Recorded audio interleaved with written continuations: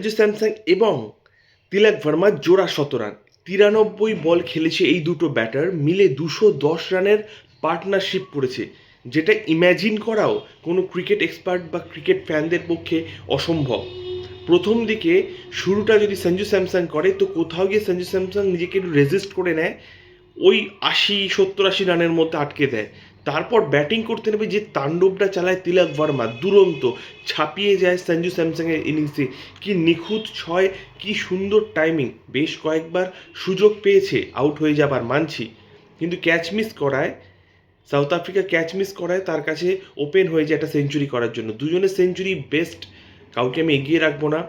তো 284 রানের লক্ষ্যমাত্রা দিয়েছিল সাউথ আফ্রিকাকে, কিন্তু কার্যত সেখানেই শেষ হয়ে গেছিলো। তো টি-20 সিরিজে আমরা 3-1 জিতলাম। জোহানিসবার্গে খেলা হয়েছে, তো মাঠ যেন ভারতের হয়েই চিৎকার করছিল বেশিরভাগ সময়। দারুণ একটা ম্যাচ।